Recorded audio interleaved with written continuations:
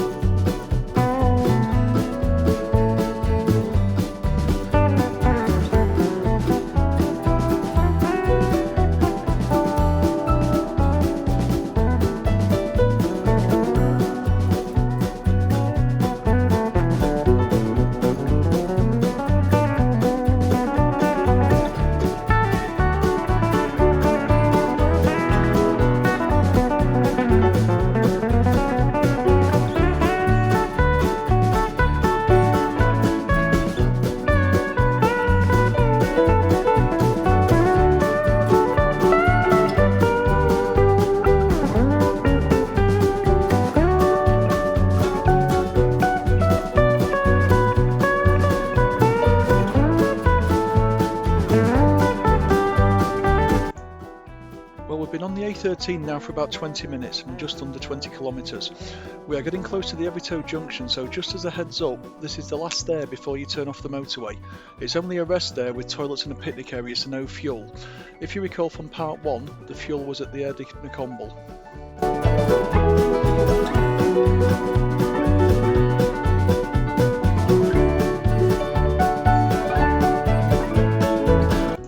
Here we are approaching junction 9 for Evito.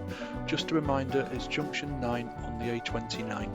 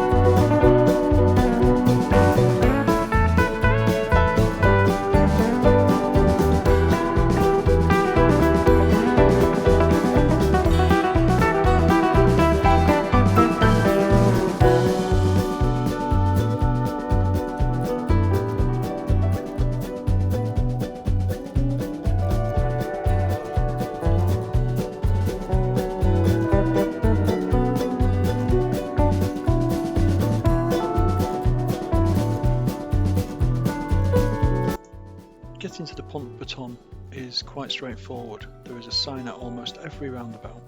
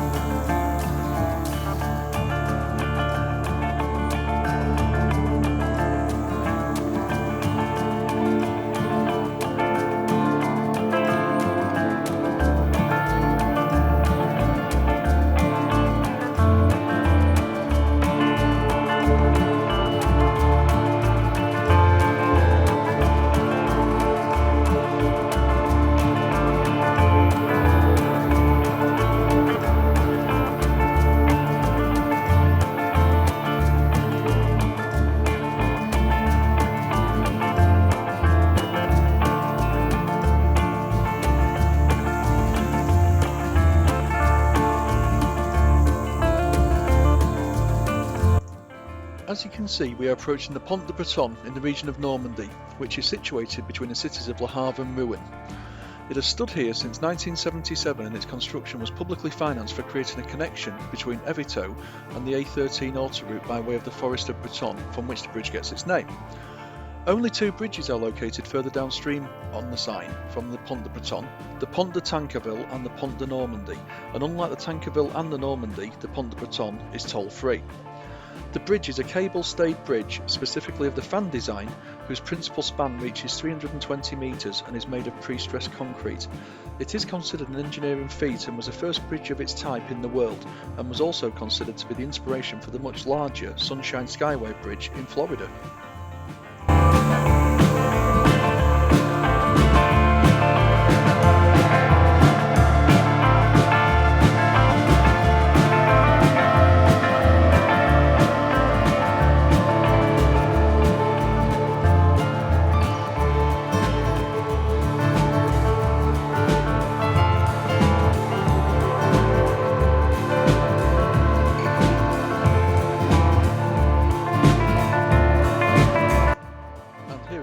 Photo taken by Heather in the towing mirror, with the Pont de Brotonne fading away into the distance.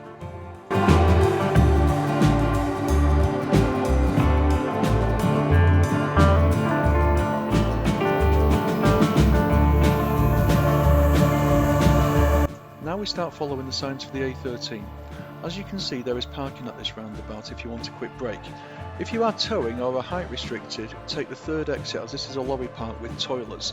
The first exit is reserved for people who are car sharing, so be aware if you are towing.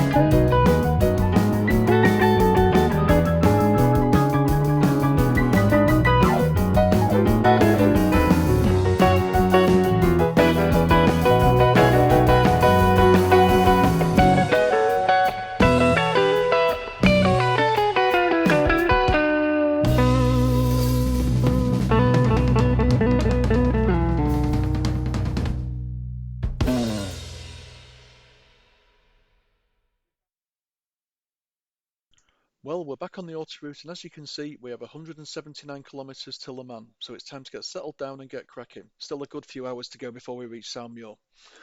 Please join us for part 3, and I'll show you the busiest aire I have ever seen and how we almost got stuck as people were parking everywhere, including on the roads. Thanks very much for watching. Please like and subscribe and leave us any comments or questions below. Thanks again, and we'll see you on the next one.